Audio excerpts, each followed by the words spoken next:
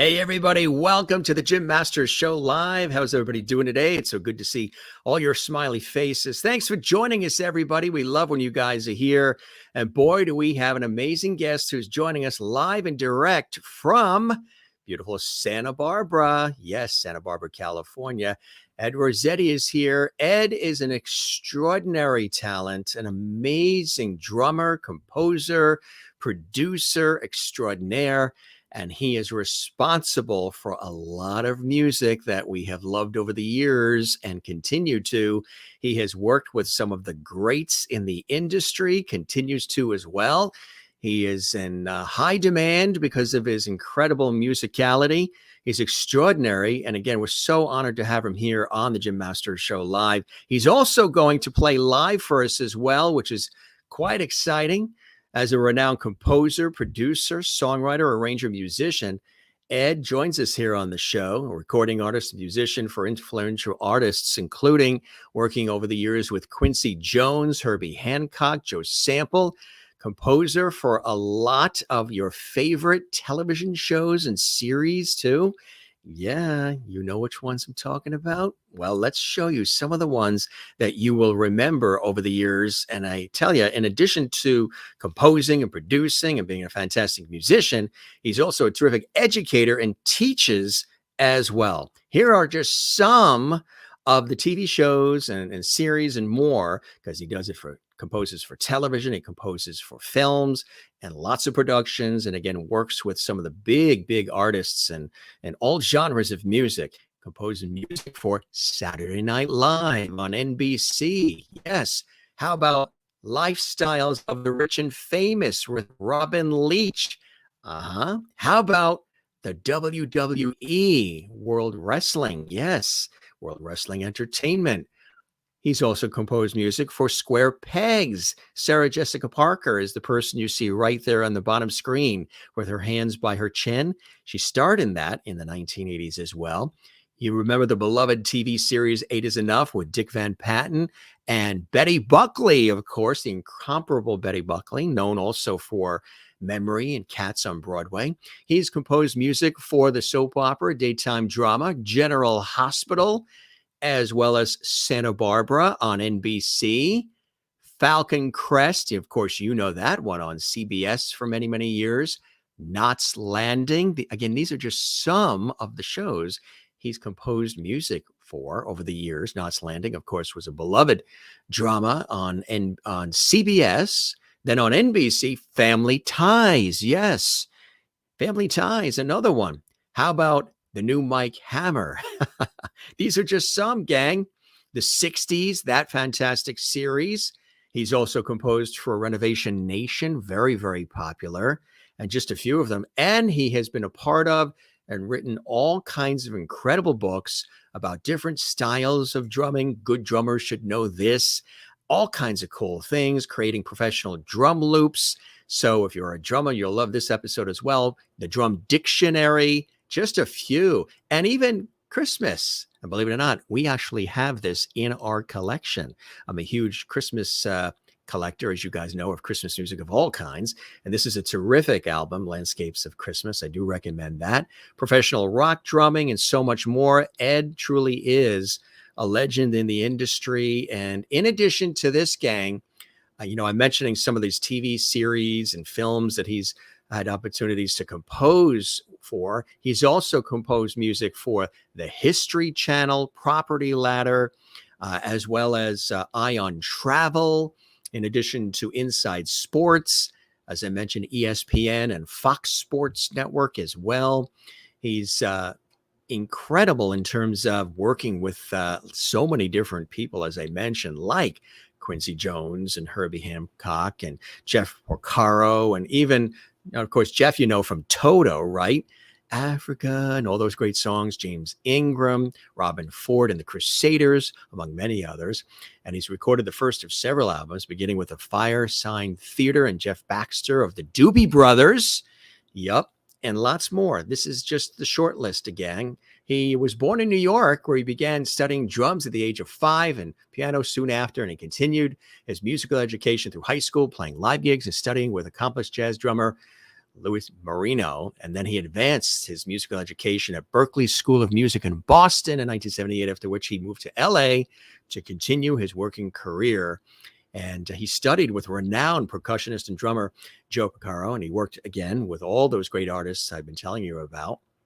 In 1980, he was invited to join the staff of the Percussion Institute of Technology in Hollywood, California, to teach and write core curriculum for his odd meter class and ensemble. In 1984, having studied extensively in composition and with respected composer Lyle Murphy, had expanded from performing on jingles for ESPN and television and film scores and records to writing for them as well.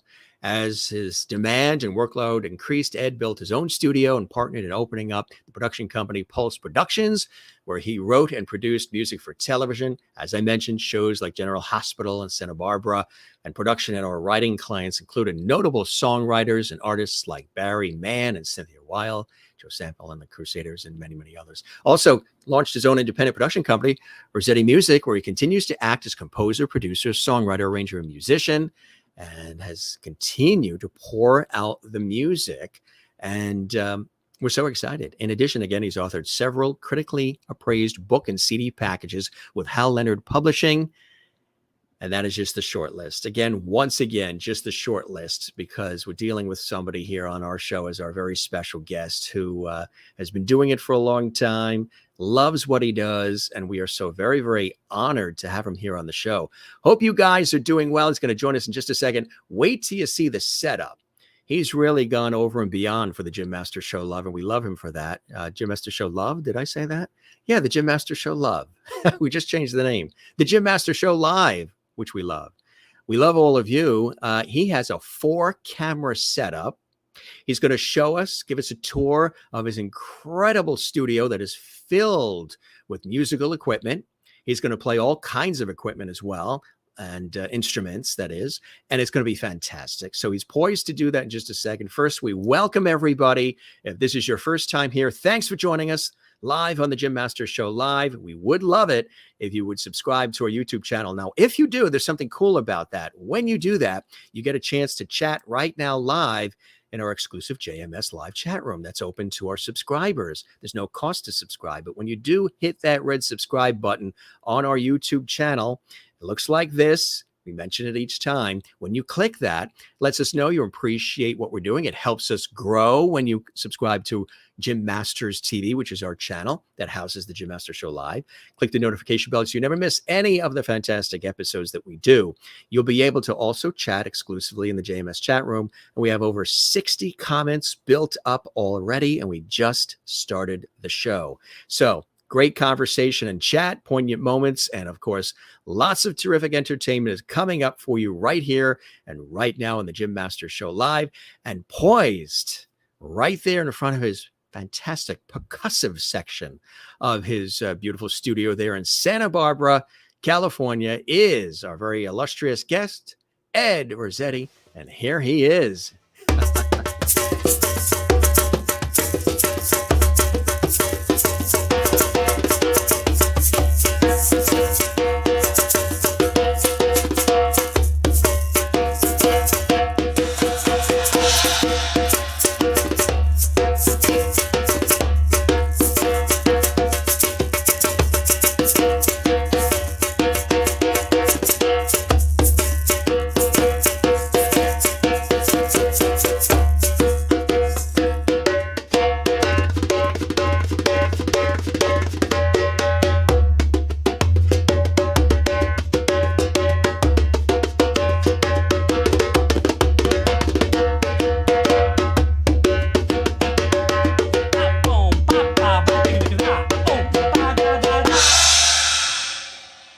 Thanks, Jim, for having me. What an intro. You know, whenever he walks into a room, everybody, that's how he walks into a room. That is so awesome. Thank you for joining us, Ed. What a terrific way to kick off our episode together. How are you, my friend? Welcome to our Entertainment Lifestyle Variety Talk I'm great. Show series. Thank you so much. It's fantastic to be here with you and all your viewers. I just want to say one thing.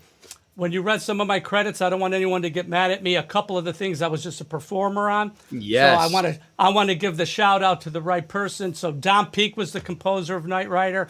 I worked on it as a musician with Don.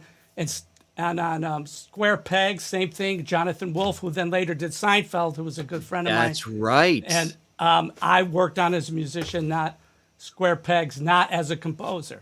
Right, exactly. That's fantastic. So just want to make sure everyone in those gets the right props. capacities, what were you doing in those capacities? Was it drum work? Yeah, so Knight Rider was done at Universal. It was done at 8. The call usually was 8 in the morning. Yes. On a weekday. That was the downbeat. So you had to roll in about, your cartage company would deliver all your gear.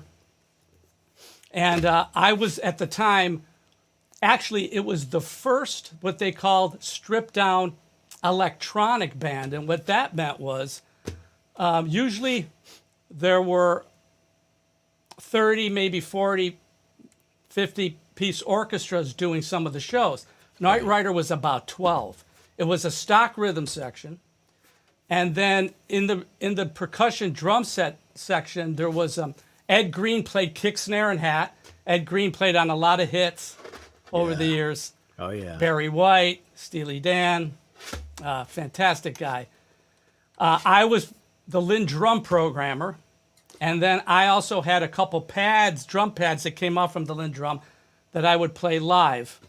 There was a percussionist too. There was, and then someone played Simmons toms. There was about 4 of us back there, and we were the drum percussion section. So basically, you rolled in, and I had to program parts on the spot, and then everything locked together, and everyone played in real time. You'd get your click and your cans, and there was a thing back there. Wow, this is going way back, called the Dr. Click, and you would on the upbeat of the click of before the downbeat, I would press the Dr. Click, and everything that was running sequenced, like the drum machines, would then lock up with the click, and then the rest of the band would play to it live, and it would go right to tape. That way. Incredible. And then they would mix it later. And they would mix it later, right? Exactly. Yes, that's how that show was done. That's amazing. How did you get started? Originally from New York. What part of New York do you hail from? I grew up in Niagara Falls, New York. Niagara Falls, yeah. 5 minutes from the Canadian border.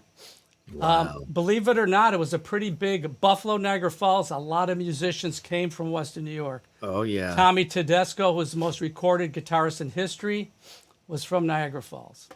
That's amazing. Yeah. And so I started playing, just banging around when I was about 4 or 5 years old. My sister's 8 years older than me. She played the records, played a lot of records, and like Beatles. What kind of music? Beatles, Who, Stones. My parents played a lot of old big band stuff that they would like to dance to, like Basie and Illinois Jaquette, all, Ellington. So I heard a combination of older school jazz, big band, and then my sister playing current pop music, right? Now, were you the kid that went into the cabinets in the kitchen and brought out the pots and pans and started banging on the bottoms of them? Absolutely, Jim. Yeah. I was that guy. Matter of fact, there was a song at the time called Wipeout. It was a surf song. Yeah. Wipeout. And it was a snare drum thing. And it was like this drum solo with that thing, and then it went into a regular surf beat, right? And so my sister would play Wipeout with her hands on the pillow, and I started doing that, and just like you said, doing it with utensils and stuff. And then my dad bought me a little kit, a toy kit, like when I was 5, and I banged around that for a while. Saw the Beatles on Ed Sullivan, and then completely freaked out. And then they wouldn't let you start taking lessons back then until you were 8. Nowadays, of course, it's sooner. Get people going as young as possible. So then I started studying with a guy, Kenny Wagner, in Niagara Falls, New York, just with a pad and sticks, and starting to learn how to read, getting your grip, how to hold the stick, how to bounce the stick. And then it evolved from there. Yeah. That is so cool. So were you playing in like the high school band, and were you involved in school early on? Yes. Then from there, my dad got me a little better kit, and I was studying at, it was called Brundo's. That was on Pine Avenue in Niagara Falls. And down in the basement with Kenny Wagner. And I had this kit that was now a little better, right? Kick, snare, basically the same configuration as the kit back here. Of course, this is my DW PDP wooden hoops kit, a much more professional kit. And I'll get to that when I show the kit in the studio. I'm going to show that to you. I'm going to give you a tour. Take us around, which is cool. But I started playing in junior high school band, the jazz band, the stage band, the concert band. And then in high school, I was in marching band and the concert band just for 1 year. But then I actually left the concert band and I started working at school. I started working at night playing with older guys. I was very lucky in clubs. So guys twice my age. So when I was in 9th grade, just before I went to high school, that was the last year of junior high school, my dad drove me to Buffalo and bought me a Ludwig, beautiful Ludwig 6-ply 5-piece kit with some Zildjian cymbals. And that was my kit that I used for years coming up, playing in clubs. Guys who came back from, for instance, Berklee School of Music and Fredonia, Pete Melonverni, who's now in New York City. He's still working. Frank Accardo, who worked with Sammy Davis Jr. for 10 years. Pat Perez, he's still in Toronto. They'd come back. I was the young one, and we would play standards, Miles, Coltrane. We were playing a lot of jazz. And I would record us in my parents' basement with a little cassette recorder. And I actually would go to clubs and get us work. And I wasn't even allowed really to be in a lot of the clubs, but I just told them I was 18. And I was about 16 at the time, maybe. Before then, I played I had a band called Daybreak with a bunch of high school guys. And it was a horn group. We played Chicago, Blood, Sweat, and Tears, some Beatles stuff. And we played all the school dances. Then in the summer, the guys came back. I started doing clubs. There was a club called the OH, Bobby Menicucci, and that's where Chuck Mangione, who lived in Rochester, he got his start. He played there. All the jazz guys who came through town played there, and that was right by the Canadian Bridge. And you'd play there till 4 o'clock in the morning, and I played there. You know, I started hanging there when I was 15. My parents let me, which was great. And Dickie Kermode, Richard Kermode, who was in Janis Joplin's band, and he wrote some of the Santana Welcome record. Dickie was an amazing Rhodes player, piano player, and B3 player. And Dickie came back to Niagara Falls with a drummer, Lenny Refrigiato, who was in Brazil studying Brazilian music and drumming. And they played at the OH, and I used to sit there at night.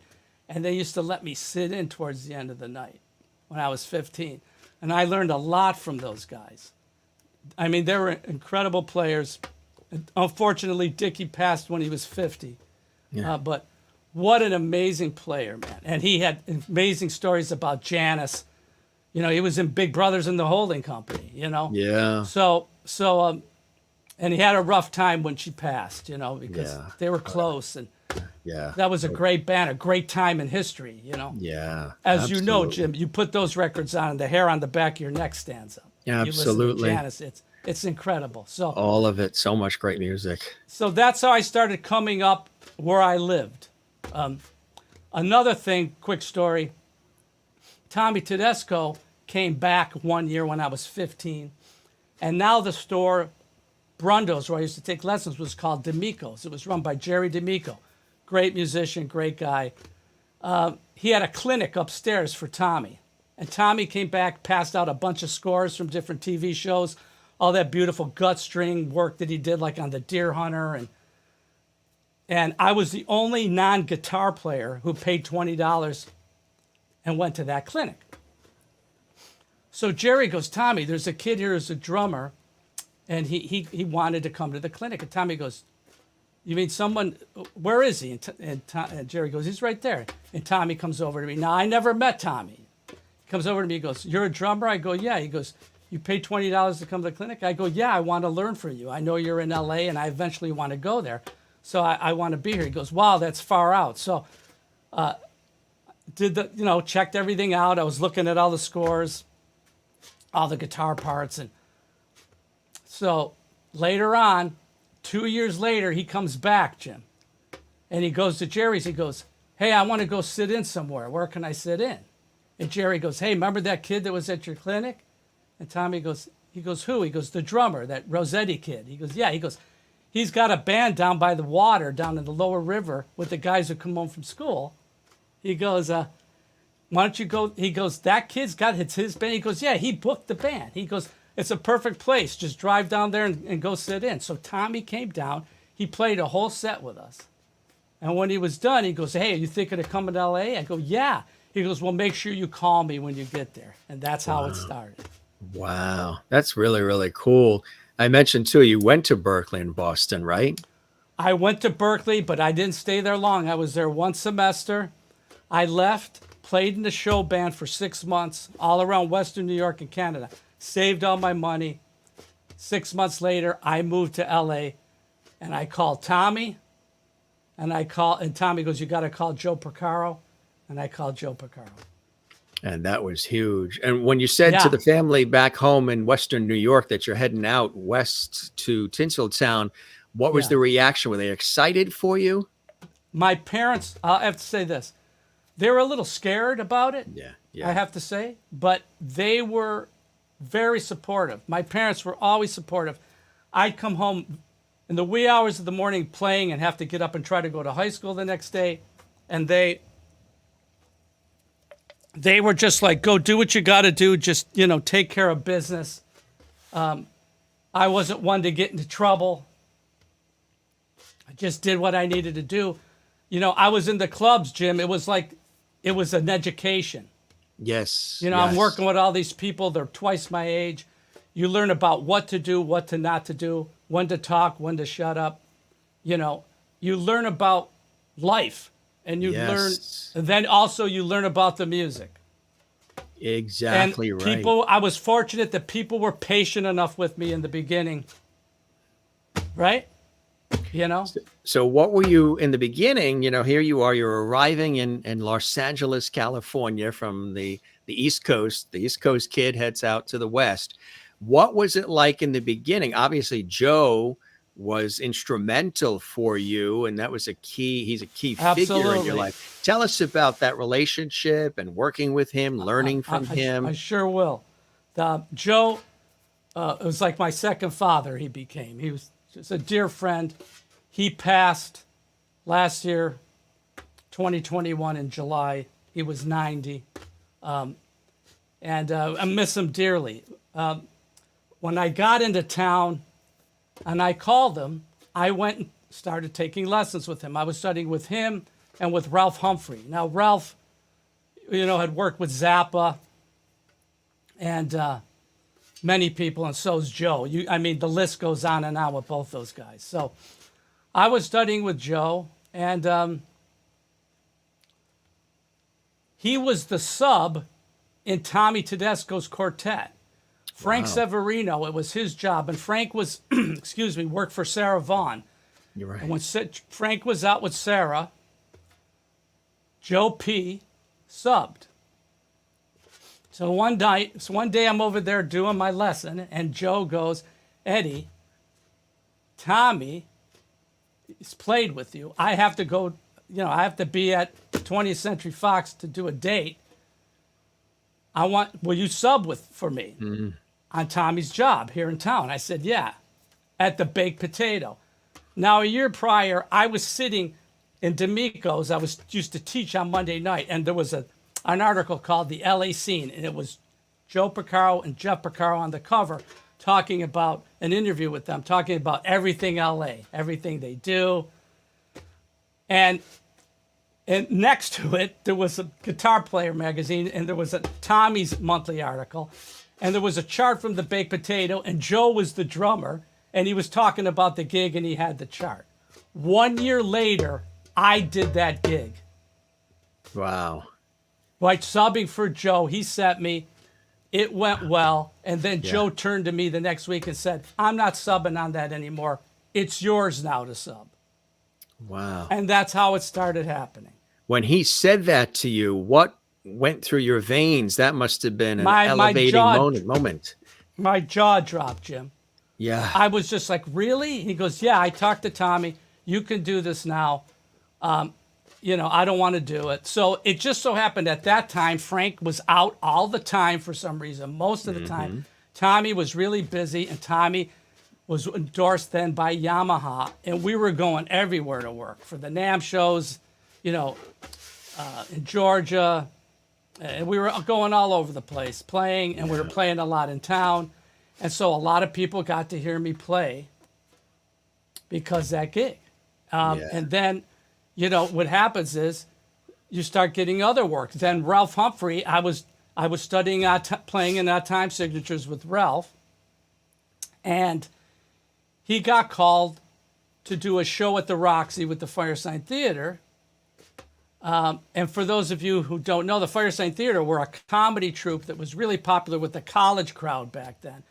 And they were kind of like this underground hip comedy troupe, and they were doing a 5-night show at the Roxy.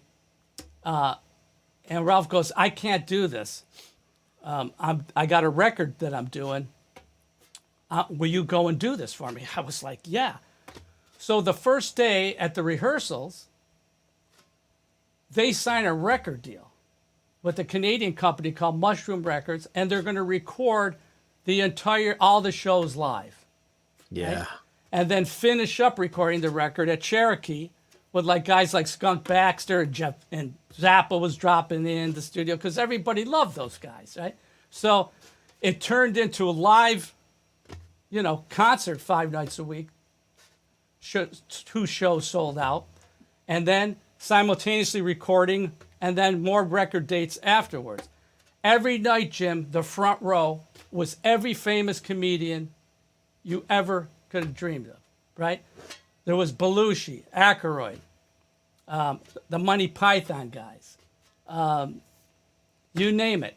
Everybody was there checking out the show because they all came up on these guys. And then backstage, and then at the after parties, you could only imagine all these guys together, what it was like, I remember just sitting in the corner, at 4 a.m, drinking a Heineken, watching, Belushi and all these guys riff back and forth like in a circle, and it was just like legend. It was like surreal. Yeah. Stuff of legend. So that was the first record I did, and thank you to Ralph for sending me. Again, it's just, people, they start seeing that maybe you can handle something, and so they send you. And then from there, you meet other musicians, and then from there, that leads to this, or to, you meet a composer, and then you're doing his jingle session every Tuesday morning, and then you're doing this TV show, and that's kind of how it happens. Tell us about that. I'm a television, radio broadcast guy myself, years on television, still on television and radio, and I love when we've had some guests come through here who have been session musicians. They've worked on lots of jingles and film and television scores like yourself as well, either playing, as you mentioned earlier, being one of the players or one of the ones that's composing, or both. For you, how did you enter into sort of the jingle world, the television and film scoring world as well, and getting involved in just all of that incredible music for broadcast media, TV, films, commercials, all of it? Well, it's, again, it's just, I'm working as a sideman, playing as a drum set player. That's my main instrument. The whole world percussion thing started happening a little later. But what happens is I built a studio in the early 80s, 83, 84, at my house in North Hollywood. And I had a partner, David Alfonso, who we still talk. He's a great composer. We were just talking a couple weeks ago and knocking back and forth some MP3s and stuff we just finished, And we started doing arranging for the composers we were working for on different shows. The technology changed, Jim. So there was a lot of synth and drum programming stuff going on. Right. And there was a new sound, just like there was a new sound happening with Knight Rider. So we started writing and putting demos together while we were working for people like, you know, Joe, Barry Mann and Cynthia Weil, and then we were working with Joe and Wilton Felder because they were trying to get another Streetlight hit. And Joe was working out of Barry's office at the time on Sunset with Steve Tyrell. And so we were doing rhythm section arranging for Steve for the songs that Barry and the writers that were there doing the demos with Steve. So what happens is, you know, they'll call you up, come in, boom, we're working, David and I, and then he goes, hey, Joe Sample's going to call you. Joe Sample might call you for a Crusaders record, or he's got some demos he wants to do. So Joe calls. We're at another studio, Baby-O. Our cartage company brings all our stuff, and we're working. Me, David, Wilton Felder, and Joe. And we did 2 demos. And then 3 weeks later, we get the call to work on a Crusaders record. So that's kind of how that happens. Then we get the call with Tommy's kid, at the time, Dale Tedesco, to answer your question about TV. He's a publisher working with Dominic Messenger, who's the main composer in Santa Barbara. It's his show. Dominic's looking for other music. He's looking for other guys to write some cues. And there's tons of songs for the show because there's a lot of bar scenes, and they're at country clubs, they're at restaurants. We need a lot of instrumental music. So David and I start cranking out all this instrumental music, and we start cranking out different cues. So we started getting, Jim, like the opening segments of the show. As you know, at the time, you know, soaps, they run 5 days a week. It was an hour long. There's a lot of music, Jim, that runs, right? It's not like just a weekly half hour or 1 hour. It's drama. It's a drama daily. 5 days a week. And they with only a lot of emotion, too. Yeah. So we started writing cues and aiming them at the characters because you don't write the picture for soaps. And the show would start many days with our music. Opening scenes was David and mine's music. And then we also would have cues within the show and then instrumental songs within the show. We even wrote some vocal stuff that ran. So that's how that started. From there, Dale got involved with General Hospital, same way. We started doing some stuff for General Hospital. So that's how that started. That's incredible. So you got Santa Barbara, the soap opera on NBC, and then General Hospital on ABC, and a lot of music contribution there. And what happened from there as that was happening? Here you are now, really busy with music being created for those 2 major daytime dramas. What happened next? So we're ping-ponging back and forth. We're at, you know, if we're working with Joe on a Crusaders record, or we're working for someone else, they would come, the cartage company, would come early in the morning, like 7, and they would basically almost empty the entire studio. That's when, this is before how we work now, where everybody's at home, and everything's very just laptop computer based because the power has increased, right? And you have all the sampling power and plug-in power. I mean, at the time then, I had a 40 input console. Now I'm all in here with Pro Tools. There is no console. I'm writing all in with plugins, and so very different. So they would take David's guitar rig, my drum setup with percussion stuff, my Simmons drums, drum machines, the rack, you name it. Everything was color coded, and they would actually go to another studio, set everything up, and actually run the sequence with the sequencer of the piece that we're going to be working on, have it up running before we show up with the engineer. And we would get there, the piece we were going to work on first is up, and we'd start working. And then the artists would come in. We'd be there an hour before the artist usually. Then the artist would show up, like Joe and Wilton or whoever, and we'd work all day. And then they would come back, get all the stuff, unless we were scheduled to be in the same place the next day and no one was coming into the room, the stuff would stay usually. But if we had to finish something that night, they would come and take the stuff, move it all back, set it all up again, and put the, let's say, the Santa Barbara cue we were working on back up. We'd get back there, have a quick dinner, and we'd start working, you know, into the night. And then it'd be 3 or 4 in the morning. I'd try to go to sleep maybe for 3 hours. And then 7 o'clock, the alarm would ring. And I'd be over at Universal doing Night Rider with Don Peake. And sometimes this would go on and on until you kind of what I call hit the wall. And then you just kind of stop for a couple of days. Is it kind of like a writer's block in a way? Well, it's kind of like you just need to rest. You need to get some sleep. Yeah. And you just need, back then, because we were really switching hats constantly. We're arranging this. We're working as performers. Now we're writing. So then sometimes David and I, we would just split and go to Carmel. And, you know, back then there was a service where the service be looking for you, be calling you, you know. Everybody'd call your service. That's how it was back then. Exactly. I mean, there wasn't the handheld iPhones and that stuff. So, you know, when you would call your service, you would be like at Arts Deli on Ventura Boulevard, and it would be all musicians on breaks and stuff from the studios. And guys would go on the payphone, Jim, and you'd call your service. Does anyone call, you know? That's right.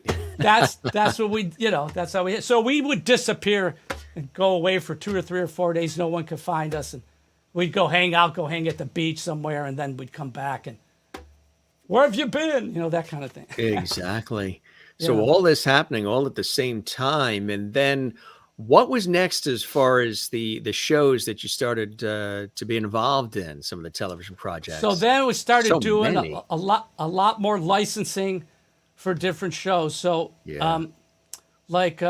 started writing songs, pop songs. So we did a thing for a show called The Killing Secret. That was Brian Adler was the main composer. It was me and Brian wrote this song called The Urge. And we had a couple titles, Lost the Urge, and we actually penned it for Tina Turner. Chris Lord Elge was going to be producing the Tina Turner record. He's the engineer, fantastic engineer and mixer. Her manager was Roger Davies. And Chris was going to do a couple of the songs as a producer engineer. Brian knew Chris, so he gave him our demo. Chris loved it, told us to make a couple changes. We immediately did that. And so we're thinking, wow, this is, you know, maybe we're going to get a Tina Turner cut, right? And the song was perfect for her. It was like, I could just hear it as the hit, or one of the hits. It was that kind of song. So all of a sudden, boom, Chris gets taken off the project as the producer by Roger Davies. Now he's just going to be the engineer. And that's what happens sometimes in the business. So now we have the song. So Brian plays it for the executive producer of this movie, and we get now Lost the Urge gets a cut in that movie, which is fantastic. So that's how that started happening, and just one after the next when we started. Same thing with Mostly Ghostly. Yes. They listened to 100 songs for that magic scene, and that's Peter Neff and myself song. And it's just a blues. Yeah. And they picked that one. That's incredible. Right? So that we owned the publishing on that, so that was licensed for that movie. I mentioned also some of these other iconic series where they're composing or, like you say, performing. Knots Landing. Yes, that was performing. I was a performer in Knots Landing. Same thing with Eight Is Enough. There was a Willie Ames had a band, and that's the first time I met Jonathan Wolfe, who then later did Square Pegs and did Seinfeld. But Jonathan was 19 years old. We were both 19, and I met him on an Eight Is Enough live session for Willie Ames's band. Wow. That's where I met Jonathan for the first time. Then after that, Jonathan got Square Pegs, and I was involved doing some of the drumming on that. Also, Bob Leatherbarrow from Buffalo worked on that as a drummer too. Great drummer and vibes player. He's from my neck of the woods. Lifestyles of the Rich and Famous. That was more. Robin Leach. Yes, that was more licensing music of mine. Same thing where you have music in the library and they take it and use it for the show. Yep. Were you, as they were licensing? As a composer, and of course, when I compose, I'm performing a lot of instruments. So tell us, as they were licensing your composed music, did you start living caviar dreams? Well, I put it this way: when I wasn't in the studio, I would try to. Right. I remember having some really good meals. It just depends who you're working with. Yeah, it depends. That's funny. Joe Sample, God bless him, man. Joe loved to eat, and he loved great restaurants. So we had a lot of great meals together. And my mom would send these Italian wine biscottis to the house, and sometimes Joe would be at the house, and we'd be working on demos at the project studio, me, him, and David. And he would always turn to me and go, "Hey, Eddie, did your mom send any of those wine biscottis?" That is incredible, huh? Yeah. And wow. But yeah, hey, Jim, you got to eat.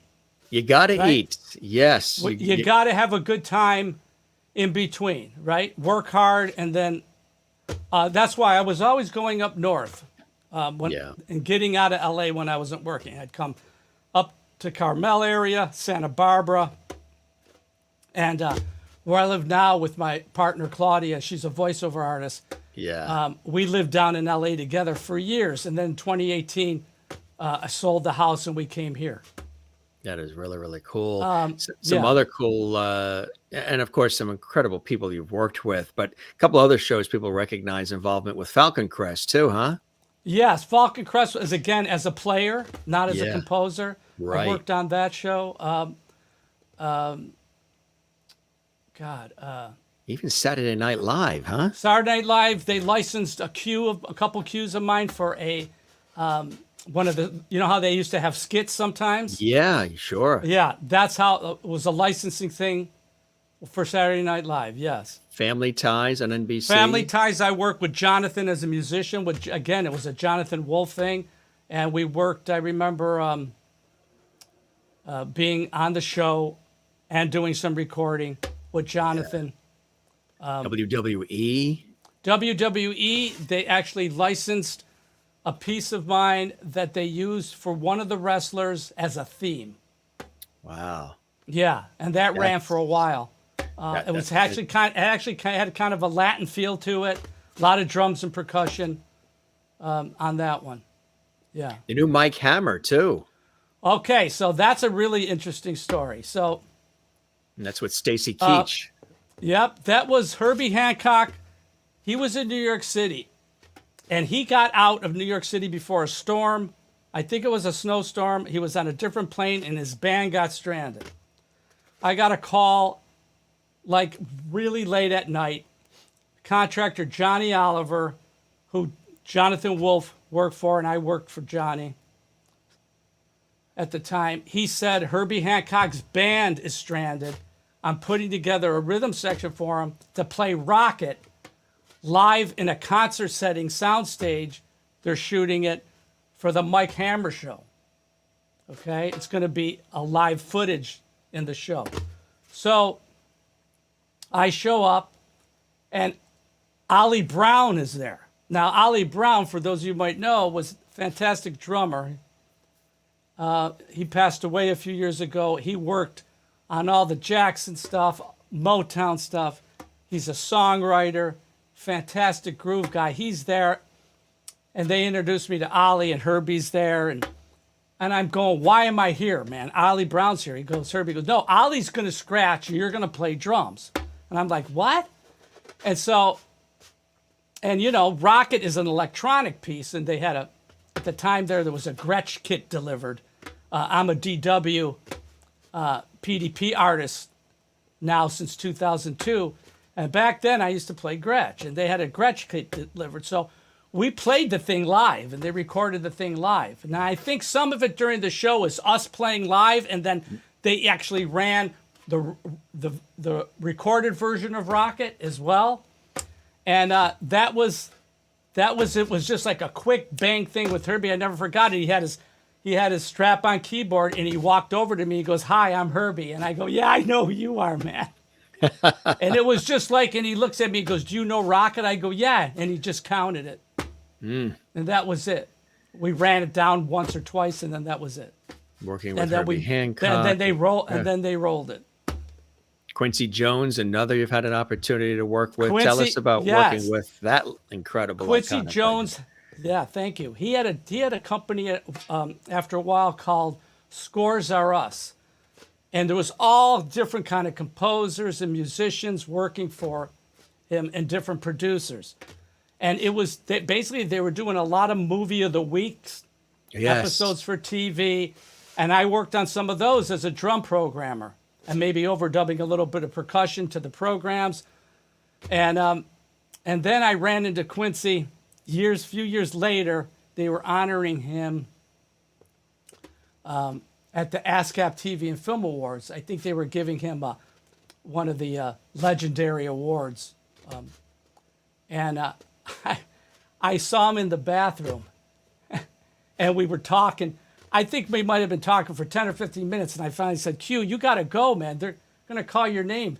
And he goes, "Oh, man." He goes, "We're talking here." And that was Quincy's gift. When he talked to you, Jim, it wasn't the looking around to see who else is there. This is what I remember about Quincy. Always engaged, looking at you, asking you questions, very present. It's one of his many gifts. And he always said that thing about the beautiful thing that he said was, you could study counterpoint and harmony. Anyone could study harmony and counterpoint till they're blue in the face, but melody comes from God. Yeah. And he's so absolutely true. right. It's that stream of consciousness when you get melodies, you got to grab them right away. They're like this. They're not boxed in looking at a melody note and then all the other parts below. Melody, it has to flow. It's like a shooting star. Yeah, it's coming and going. So you got to grab it and seize it and preserve it. Absolutely. That's incredible. And even Toto, right? So I didn't work with Toto, but I worked with Jeff. There was a project from Toto, yeah. Yes, there was a record company in town at the time. It was called Sheffield Lab, and they would only make live records. And really, way back in the day, they would cut the record live on that lathe, from beginning to end. Okay. So when I was working with them, it was direct to digital. So it was live, but one track at a time. So there was an artist, Claire Marlowe, and I was producing 3 cuts, and I worked with her co-writing 2 out of 3 of those songs. Wow. And Jeff was off with Toto at the time. So I played drums on some of the record. Jeff played drums on some of the record. And Joe Porcaro played percussion. Also, Luis Conte played percussion. And it was done at Bill Schnee's studio in North Hollywood, which was a great room. And we had a great time doing that record. And this is a great story because having Joe and Jeff on the same session, and we were doing a ballad, and actually it was an old Stevie Wonder song called I Believe If I Fall in Love with You, It Will Be Forever. And it's a ballad. Okay? And Claire wanted me to arrange, the beginning is just her voice. It was Randy Kerber playing grand piano. And it was Larry Corbett playing a counter cello line that I wrote, melody line, to her voice. And it's Jeff just playing little tiny cymbal things. And then time comes in, and nobody played a rock ballad better than Jeff. It was just his take on, anything he played, but ballads, it was incredible. Joe was playing tambourine. So we took a 10, Jim, took a break for a minute, and we're standing. I go out of the control room, and I'm standing in the live room. It's Jeff, Joe P., and me. And Jeff's there, he's smoking a cigarette. He goes, Dad, your tambourine part's cool. He goes, but can you hand it to me for a second? I got an idea. I think it might fit just a little better, right? So he takes the tambourine, and he stands up, and he goes, ka, ka, ka, chaga do ka. And Joe and I just look at each other and went, whoa, too bad we can't overdub that. The feel was just amazing, right? So then, of course, Joe played it and sounded beautiful. We went and finished the song, and it was just a great moment, man, to have them both together. And then Joe and I worked on this other song together. There was an instrumental on the record that did pretty well on the radio called A Major Technicality. And we had all this computer-generated stuff running, sequence, and then we were all playing along to it. Joe played timpani, tuned timps, and we had this big jawbone that sounded like a big vibra slap. It looked like it was on a stick. And, I was running from the control room out in the room playing cymbal swells and hitting the jawbone. And Joe, we had bottles tuned, and he's playing them with little mallets, all kinds of stuff in that song. And, everyone else was playing along to the sequence stuff. And there was somebody's job, Jim, was actually to start the computers. One Atari chased an Apple computer. It would lock up, and we'd have the clicks, and then there was someone's job to start that, and then we all played along. Then I would run back in the control room and listen, and then we would do more takes, because, again, it was a live record. So, which is incredible. Yeah. Some great memories, of. Absolutely. Absolutely. The beautiful thing about back then, there was a lot of people were together in bigger rooms. Yes. So which was fantastic. Playing off each other, and great stories. And I know, and that was such a beautiful thing to have that. Speaking of which, would you like to play something for us now to give us a little music, and then we'll come back and we'll have more conversation? Your hands, look at them. They're like ready to go. Your hands sure. Your hands have been very patient. I want people to just hear a few of some of the other instruments, if that's okay. Yeah, so these are some castanets here.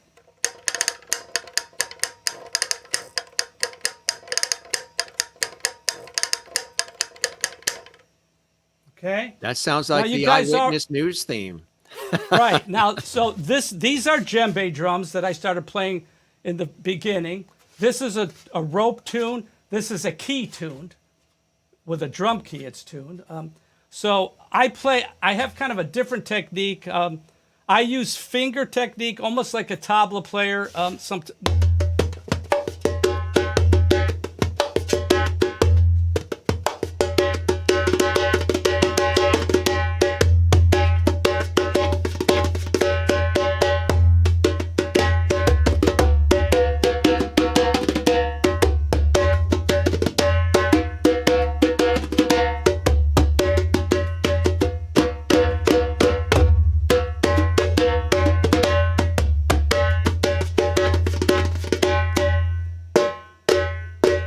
I could turn my fingers over, and you hear these two like a flam. Those are my nails on the drum. That's one, that's two. So I could do things like.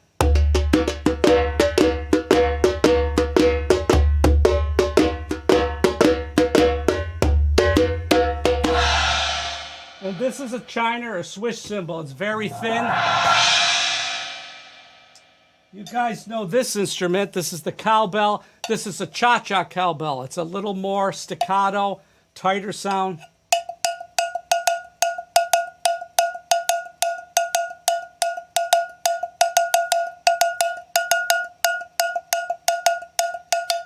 Using the back of my finger to mute and unmute the tone. Open tone, muted tone. Okay. This is a two-toned African bell.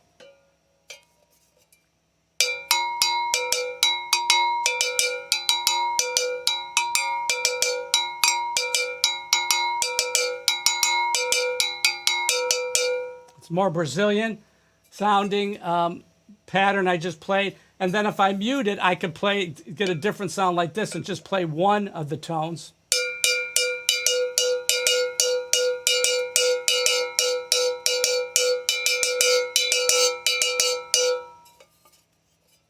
Okay. Now I'm going to let you hear the LP. These are called one-shots. And why they're called one-shots is because it's one shot. So if I was playing like a slow 12/8 blues, like a dip, and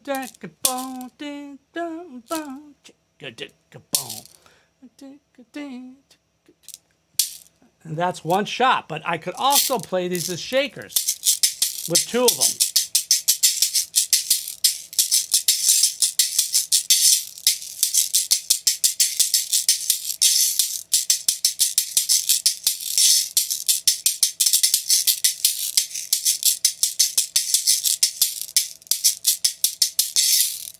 Okay, so those are the one shots.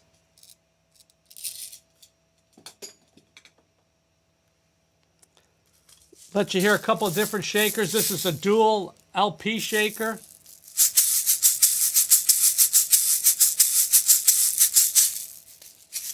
Okay. This is called the Fatty Egg. Has more of a mid-range tone. This is an LP Fatty Egg.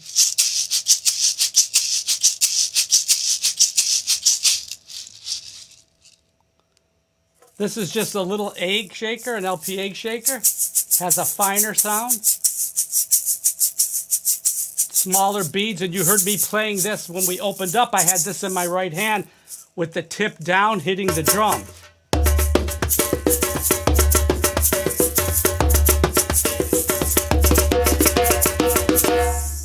Okay, that's that sound.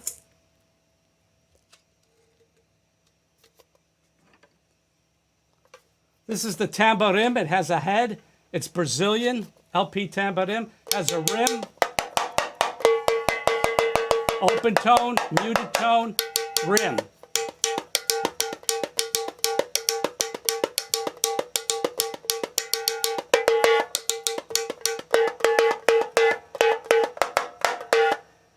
Okay, tamborim.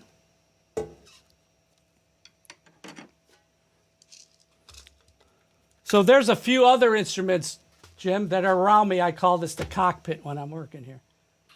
That really does look like one. Did you want to take us on a little tour of Yes. your wonderful Absolutely. toy chest there? So I'm guessing that's your favorite room in the home. well, I call this the cockpit. Yeah. This is where I compose, and again, I could change the palette, different instruments here. This is also the cajon, the Peruvian box instrument. I'm sitting on it, but it's an instrument.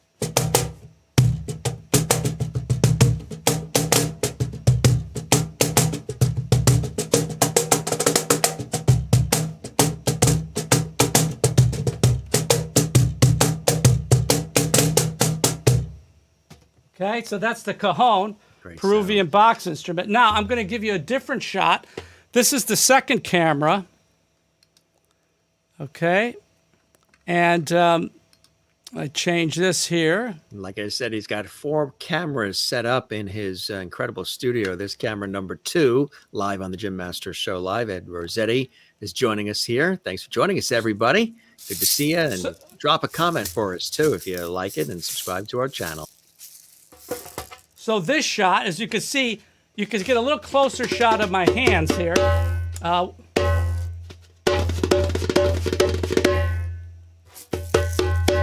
But if I want to stand up and say, look, stand up and play a shaker and use your body, play upbeats with my hand.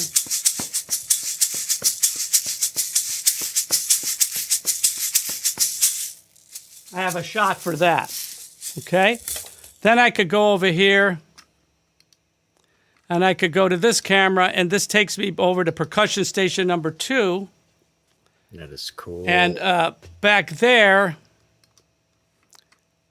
that's in the left corner of the room, you see an LP street can that's like a Brazilian surdo, the heartbeat of the Brazilian ensemble. There's 2 meta drums there. Those are tonal drums. And they have 2 dampening pads on them. My Peisty cup chimes are up there, and there's a 14-inch LP djembe, wooden djembe back there. And that's a completely other station. There's 2 Shure microphones back there that I could bring in and out. And then my last camera and last spot in the studio is my DW PDP Wooden Hoop Jazz Series kit. That's the kit that's up there now. It's a standard Jazz 18, 12-inch and 16-inch toms. There's a 15-inch wooden hoop snare drum. My Peisty cymbals. There's another keyboard and mouse back there. There's a speaking mic back there. And that's my drum set. So I can move around the room and be in different places. I'm in a space that is,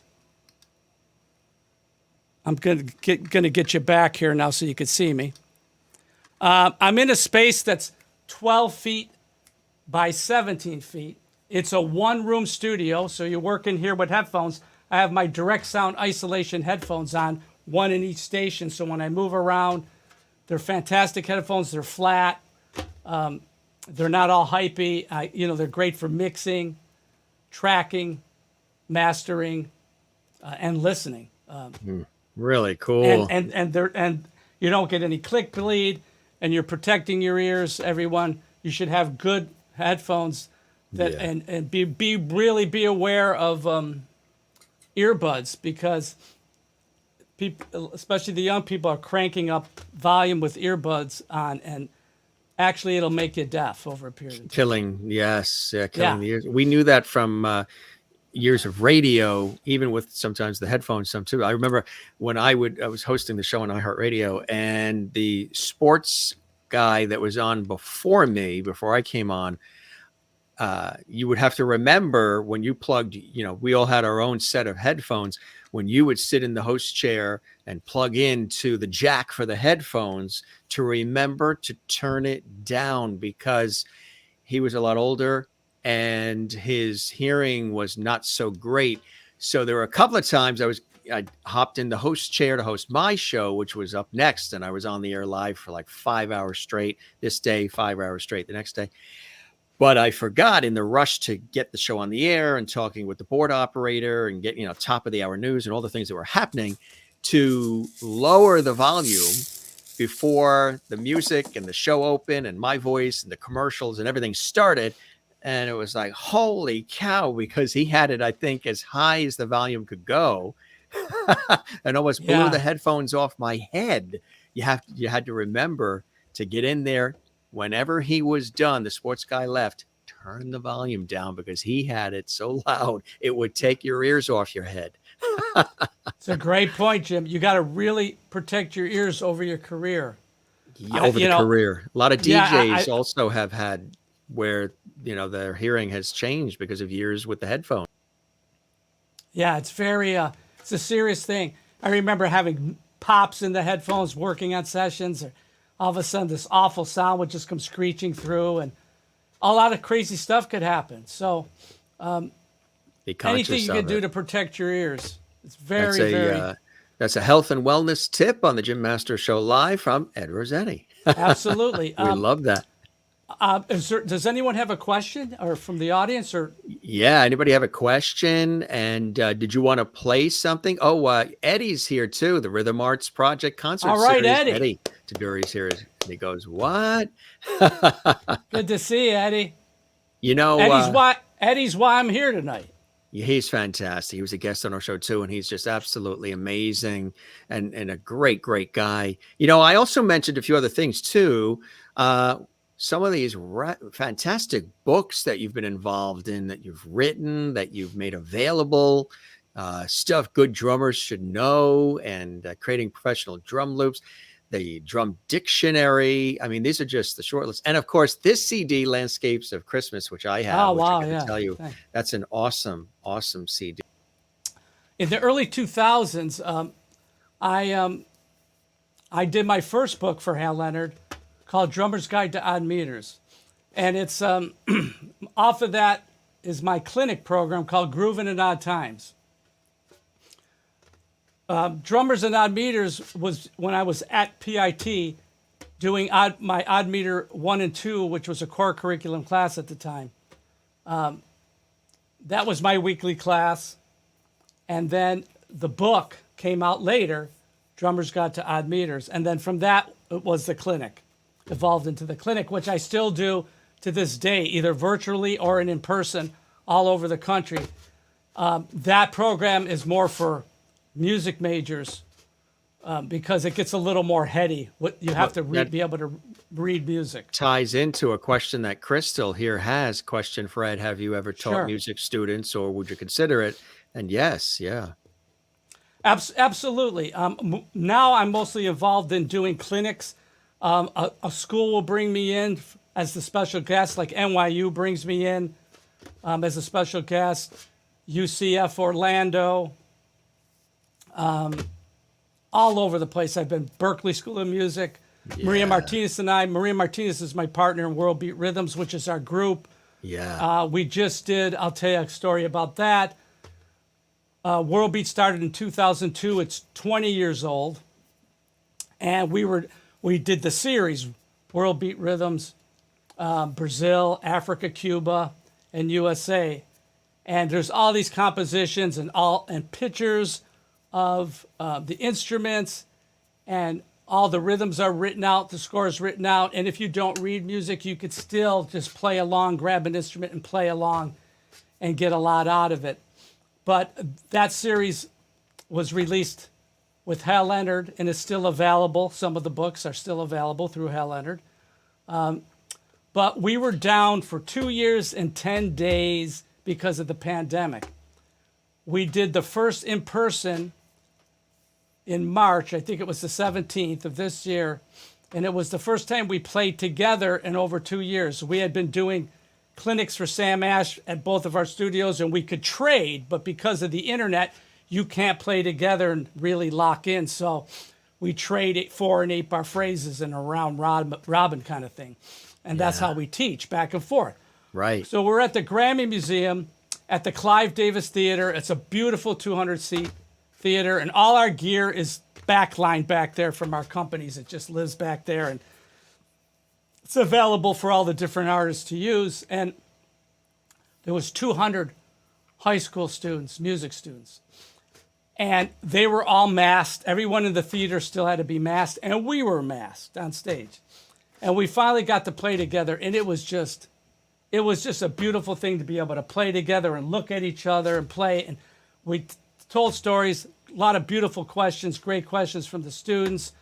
And the students didn't want to leave. They were up clapping, and we were interacting with them from their seats, but we didn't have people come on stage yet because we didn't feel it was still appropriate to do that at the time based on what was going on. But we told them we would play them out, as they funneled out of the theater. Well, we played another piece, and in the end, they were still there yelling and screaming and clapping along with, and they didn't want to leave. So that made us feel really good that we were down all that time. And then the next day, we went up north to northern California, Paso Robles, the Central Coast, and we did 2 events at schools outside for some of the younger kids. Yeah, that's awesome. Which was fantastic. So my programs, Jim, are a combination of programs that I have for music majors. For instance, I have World Music Interactive Drum Clinic, Groovin' in Odd Times, which I just told you a little bit about. I do guest composer, TV and film, where I'm playing audio and audio with video of clips of stuff I've done as a composer, player, and arranger. I also have, of course, the World Beat Rhythms Interactive Drum Clinic with Maria Martinez. I have one called the Drum and Bass Connection, Drums and Jazz, Real World Studio On Call.